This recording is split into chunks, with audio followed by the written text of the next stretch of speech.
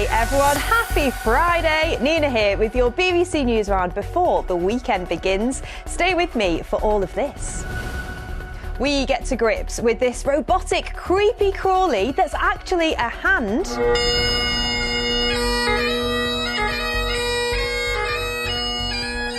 And we hear from children in Dumfries to learn all about Burns Night.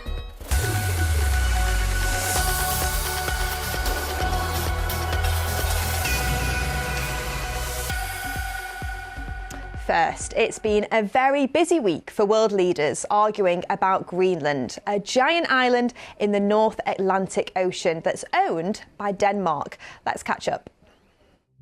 Donald Trump started the week by saying again that he wanted Greenland for the USA and didn't rule out taking it by force. European leaders said it was for the people of Denmark and Greenland to decide the country's future.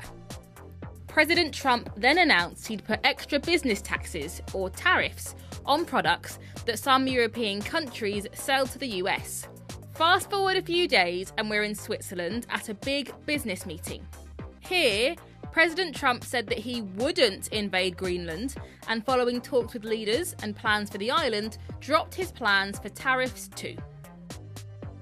Now, over on the Newsround website, lots of you have been asking questions about what has happened, why, and what it all means. So we got BBC correspondent Tom Bateman to answer them for you.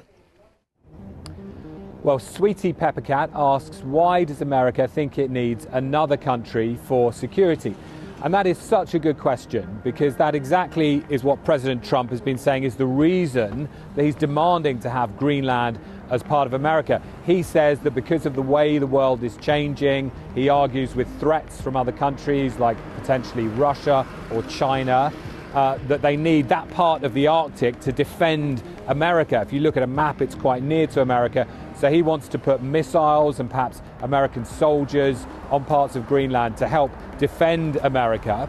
The problem with all of that is that just taking another country goes against years and years of rules about the way the world and its leaders have said they will try to stick to, that you don't just go and take another country, take land that already belongs to other people.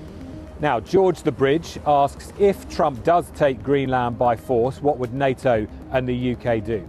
Well, let's remember what NATO is. That stands for the North Atlantic Treaty Organization. It's an alliance of countries that includes America, Britain, and many and most of the countries really in Europe that say they would all come to each other's defense if one of them was attacked. Donald Trump has backed down a bit on his potential threat of the use of force. He said he won't send in soldiers, he won't use force to try and take Greenland. And we've seen those allies in NATO talk to him over the last few days, and it looks like there might be an agreement over Greenland that isn't as severe as Donald Trump had been threatening, and that wouldn't mean America basically attacking its own allies. Another really good question, and probably the most important one, from Ice Cream, who asks, how is all this affecting the people of Greenland?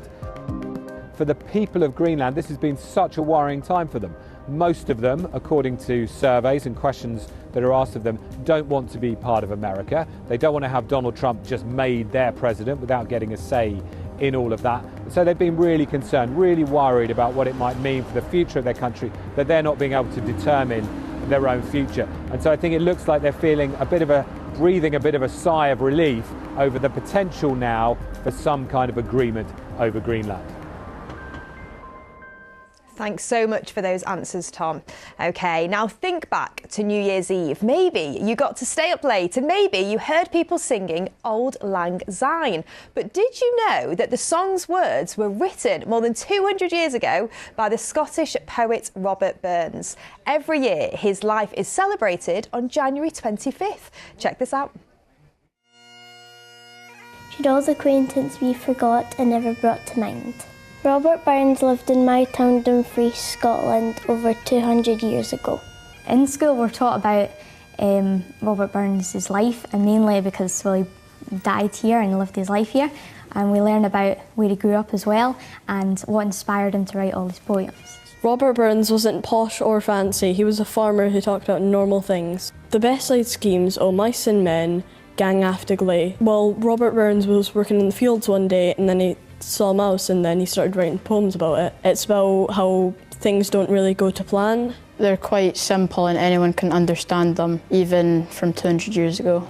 I think Robert Burns is so important to Scotland because he kept the Scots language alive through his poetry. Red, red rose, till all the seas gang dry, my dear, and the rocks met with the sun, I will love thee still, my dear, while the sands of life shall run. It's like the traditional way of speaking. It's kind of lost now, but Burns, it's really important that we carry on listening to Burns. And that's why people celebrate his words and poems on the 25th of January, the day he was born. My favourite thing about Burns Night is probably gathering together to celebrate a Scottish figure. He brings families together. My family have a traditional meal of haggis, neeps and tatties and iron brew. This is haggis, neeps and tatties. Haggis is made from meat and spices that taste really warm and peppery. Neeps are turnips and tatties are potatoes. On Burns Night we say a very special poem called the Selkirk Race. It is a thank you for the food and a reminder to be grateful for what we have. Some hae meat and canna eat, and some would eat and want it. But we hae meat and we can eat, so let the Lord be thankit. Cheers. Thanks so much, guys, and enjoy celebrating on Sunday. OK, moving on now. It's Friday, so it's time to get a little strange.